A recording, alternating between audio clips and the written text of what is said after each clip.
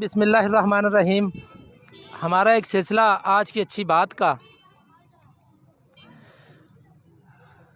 سیدنا حضرت ابو بکر صدیق رضی اللہ تعالیٰ عنہ جب مسند خلافت پر تشریف فرما ہوئے تو ان کی تنخواہ کے بارے میں سوال اٹھا کہ ان کی تنخواہ کتنی ہوگی۔ جب صحابہ اکرام نے ان سے مشاورت کی تو حضرت ابو بکر صدیق رضی اللہ تعالیٰ عنہ نے ارشاد فرمایا کہ میری تنخواہ شہر کے ایک مزدور کے برابر رکھ دی جائے۔ بے شک میں امیر المومنین ہوں، حکمران ہوں، لیکن میری تنخواہ شہر کے ایک مزدور کی مزدوری، اس کی اجرت اس کی تنخواہ کے برابر رکھ دی جائے۔ صحابہ اکرام نے عرض کی یا امیر المومنین، آپ گزارا کیسے کریں گے اتنی تنخواہ سے؟ تو کیا تاریخی جواب دیا حضرت ابو بکر صدیق رضی اللہ تعالیٰ عنہ نے، اور فرمایا کہ میں اسی طرح گزارا کروں گا جس طرح سے شہر کا یہ مزدور گزارا کرتا ہے۔ اور جب میں نے محسوس کیا کہ میرا گزارا مشکل ہے تو میں اس مزدور کی تنخواہ بڑھا دوں گا بطور امیر المومنین، میرے پاس اختیار ہے۔ ہر شخص یہاں پہ ذمہ دار ہے۔ اللہ تعالیٰ کا قرآن پاک میں ارشاد ہے جس کا مفہوم یوں ہے کہ ہر شخص نگہبان ہے اور اس سے اس کی ذمہ داریوں کے بارے میں پوچھا جائے گا۔ یہ ذمہ داری ہمارے نفس سے شروع ہوتی ہے۔ یہ چند فٹ کا جو ہمارا قد ہے، ہماری پوری حکمرانی ہے اس پہ، یہاں سے یہ ہماری ذمہ داری سٹارٹ ہو جاتی ہے۔ حضور صلی اللہ علیہ وآلہ وسلم ایک دفعہ ایک محاذ سے واپس تشریف لا رہے تھے تو راستے میں صحابہ اکرام سے فرمایا کہ ہم جہاد اصغر سے جہاد اکبر کی طرف لوٹ رہے ہیں، یعنی ہم محاذ میں جو دشمنوں کے ساتھ جنگ لڑ رہے تھے وہ جہاد اصغر تھا، چھوٹا جہاد تھا۔ ہم جہاد اکبر یعنی اپنے نفس کے خلاف جو جنگ لڑنی ہے اس کی طرف جا رہے ہیں، تو اپنے نفس کے خلاف جنگ کو جہاد اکبر، بڑے جہاد کا نام دیا۔ اب یہ ہم پہ ڈیپینڈ کرتا ہے کہ ہم اس نفس کے خلاف جنگ لڑتے ہوئے جیتتے ہیں یا ہارتے ہیں۔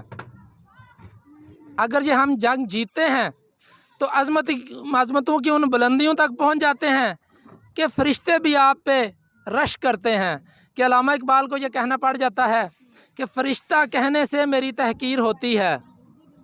غور کیجئے گا، فرشتہ کہنے سے میری تحقیر ہوتی ہے، میں مسجود ملائک ہوں، مجھے انسان رہنے دو۔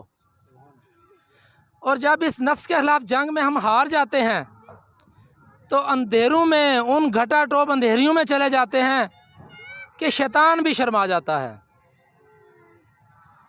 یہ جنگ نفس کے خلاف لڑتے ہوئے ہم پھر اپنے گھرانے میں اپنے سربراہ کے طور پہ اپنے آپ کو دیکھتے ہیں کہ ہم اپنے گھرانے کے، اپنے گھر کے سربراہ کے طور پہ اپنی ذمہ داریاں کیسی پوری کر رہے ہیں۔ اسی طرح ہم رشتہ دار برادری میں اپنی ذمہ داریاں کیسی پوری کر رہے ہیں، گلی محلے اور بستی میں اپنی ذمہ داریاں پوری کر رہے ہیں، کیسے پوری کر رہے ہیں۔ آپ ایک دفتر میں ہیں، آپ دکان میں ہیں، آپ فیکٹری میں ہیں، آپ ایک سیاستدان ہیں، آپ ایک لیڈر ہیں، آپ ایک رہنما ہیں، کس طرح سے اپنی ذمہ داریوں سے سبکدوش ہو رہے ہیں۔ اس کے بعد یہ ذمہ داری ایک شہر اور ایک ملک کے لیول پہ چلی جاتی ہے، پھر ایک دنیا پوری کے لیول پہ چلی جاتی ہے۔ ہر جگہ پہ حکمران بھی ہیں، ماتحت بھی ہیں۔ آپ اپنے ماتحتوں کے ساتھ کس طرح سے پیش آ رہے ہیں؟ کیا آپ اس فارمولے کو فالو کر رہے ہیں کہ میں اپنی تنخواہ ایک مزدور کے برابر رکھوں گا؟ جب میں نے محسوس کیا کہ میرا گزارا نہیں ہو رہا، میں اس مزدور کی تنخواہ بڑھا دوں گا۔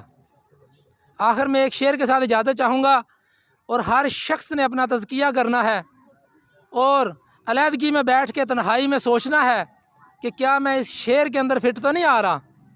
اگر میں اس کے اندر فٹ آ رہا ہوں تو کیسے میں نے اپنے آپ کو یہاں سے نکالنا ہے اور عظمتوں کی ان بلندیوں تک پہنچانا ہے کہ جس پہ انسانیت کی معراج ہے۔ وہ شعر ہے،